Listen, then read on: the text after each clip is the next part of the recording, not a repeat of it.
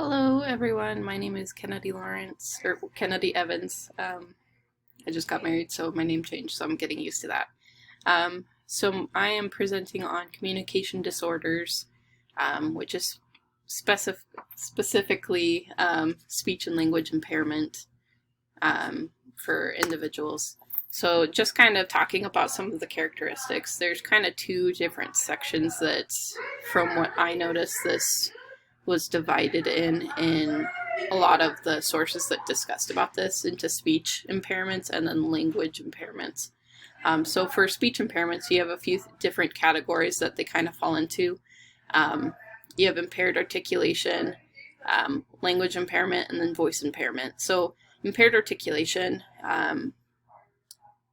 deals with fluency issues, which are including unusual word repetitions and hesitant speech. For example, this would be like stuttering or cluttering words together, which would be like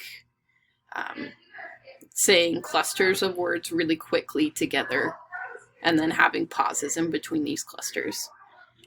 For language impairments, this is impairments in which children will have challenges pronouncing specific sounds. So examples with this would be like struggling to pronounce the letters like S and or Z. And this includes like omniscience, substitution, and distortions, where sometimes letters get swapped out with each other, would be like a substitution kind of issue. What's actually interesting is, personally, I actually had a speech impairment that falls under the category of the language impairment where I struggled to pronounce certain letters. And actually, occasionally, I still struggle with those same letters, which makes this a really personal topic for me. For voice impairments, this is issues that actually involve like the voice itself, not with words or language or sounds. It's involving like throat issues or like tone issues, which is basically like if you have like a really abnormally soft voice or a really abnormally loud voice. There's issues with like resonance or even like the duration of you speaking. Those would fall under the category of voice impairments. And so language impairments, there are 5 categories for this that were discussed in some of the sources that discuss communication disorders. So the first one being phonological disorders. This is abnormal organization of the phonological system or deficit in speech production and or the perception. Morphological disorders are difficulties with morphological inflections, that being like nouns and verbs and adjectives that have different kinds of meanings. And then somatic disorders. This is characterized by poor vocabulary development, inappropriate uses of word meanings, or unable to comprehend those word meanings. Syntactical deficits. This is characterized by difficulty in acquiring rules that govern word order and other grammar aspects. So that's kind of just forming grammatically correct sentences and being able to speak it, if that makes sense. And then there's pragmatic difficulties. This is characterized by problems in understanding and using language in different social contexts. So this is kind of understanding what's appropriate in each situation to even be saying. So just some of the other like general characteristics about some of these about communication disorders is these typically appear in children at a very young age. And for the most part, children do outgrow this disability. Me, for example, I mostly outgrew it. I still struggle occasionally. I have to think about how I say words so that I don't struggle with the letters that I tend to struggle with in saying. But for the most part, children will outgrow it at some point to where it's not an issue anymore. It does happen where it still stays an issue. Me in particular, it's still somewhat of an issue. It's not normal for my age, so it's still a communication disorder that I have. So the way that it is generally decided if a child has a communication disorder is It is specifically looking at the language and speech milestones that are set by the American Speech Language Hearing Association. So on the next slide, I'll have kind of that outlined, what that is, and to be able to go over that with you guys, just briefly, to help understand what exactly that means of what milestones are being looked at. So generally, and it's very much needed in this case, that when a child is having a communication disorder or having something come out, like for me, the not being able to pronounce certain letters, to be evaluated by speech language pathologists. And most school districts have it set up with, depending on where you're located, they'll have one for the school, but sometimes it's one that covers a larger area, especially if it's more of a rural area. Sometimes one speech pathologist will travel to several school locations to be that school's speech pathologist, but for the most part, there is always one. But having an evaluation by that pathologist is super necessary, because there are other disorders that can be misdiagnosed or have a speech or language issue that is part of it. So sometimes with autism, there'll be a language or communication disorder that's associated with it, but the communication disorder is not the only thing or the cause.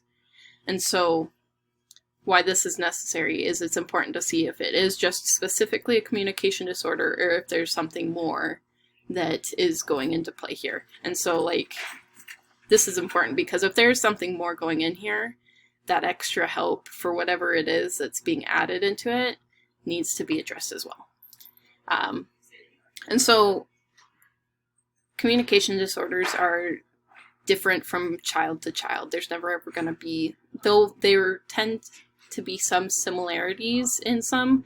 Like for me, for example, my little sister had a very similar communication disorder to what I did. Hers passed and she outgrew it a lot quicker than I did, though. Mine's still an issue, so it's not really outgrown for me. But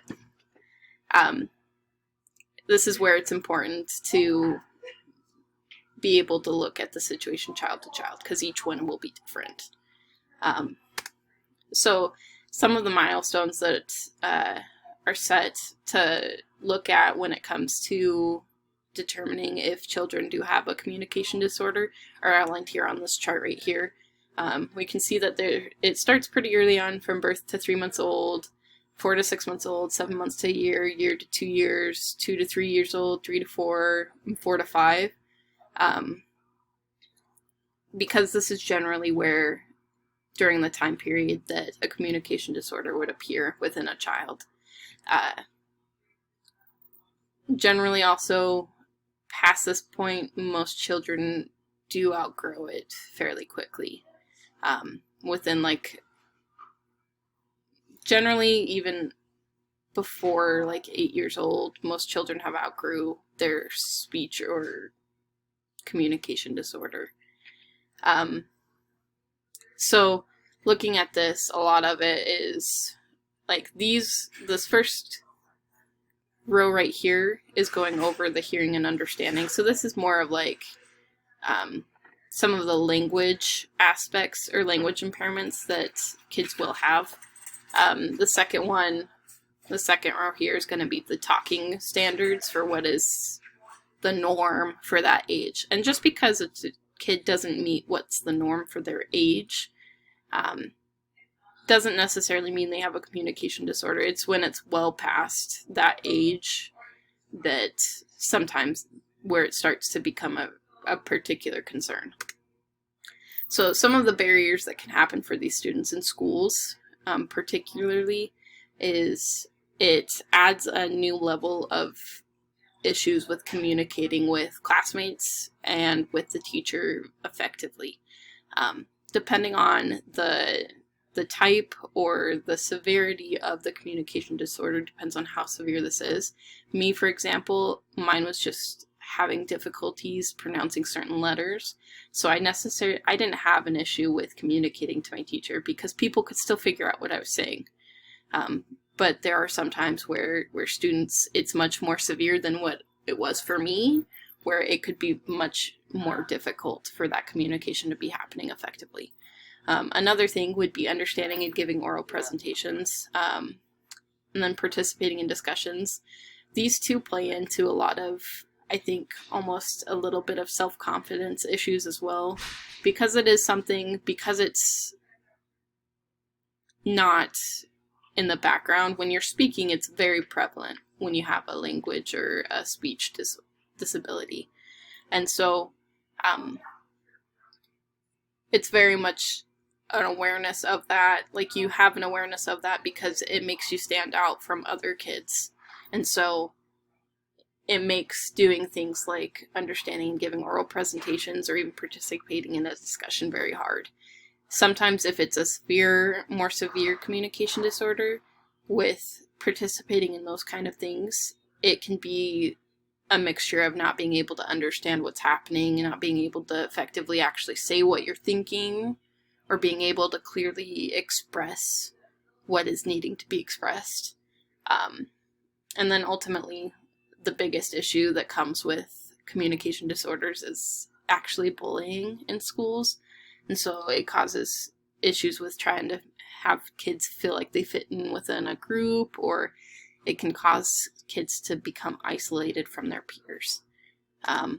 So some of the accommodations that come with this, the main one that is most helpful and almost all the way across the board is working with a speech-language pathologist, because that is ultimately going to be what helps to correctly diagnose what kind of communication disorder it is, but also be able to do the necessary practices and tasks and activities that help work through and help to eventually resolve those disorders.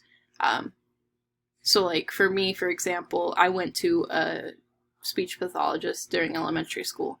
And in this, because I struggled to say certain letters, we would do a lot of reading books, a lot of playing games that involved words. Sometimes even it was just talking and practicing talking. And so because of that, I got that extra help I needed with the particular issue that I had. And then what's really important is that as a general teacher,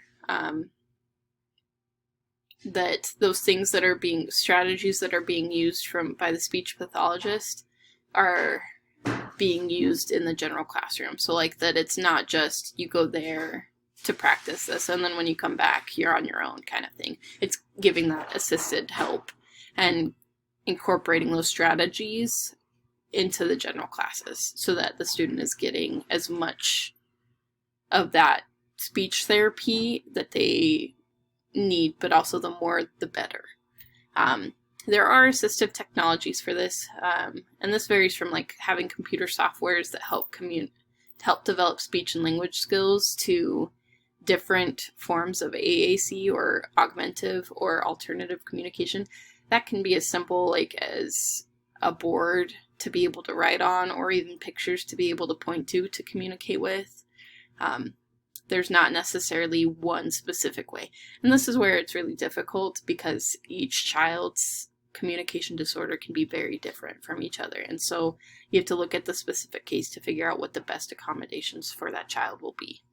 There are also going to be a number of organizations that provide aid or technology to help children with some of these disabilities. So there is a lot of organizations that you can turn to for help, even figuring out what accommodations to possibly have for that child. These are just some of the sources that I used. That is my presentation on communication disorders. Thank you so much for watching. Have a wonderful day.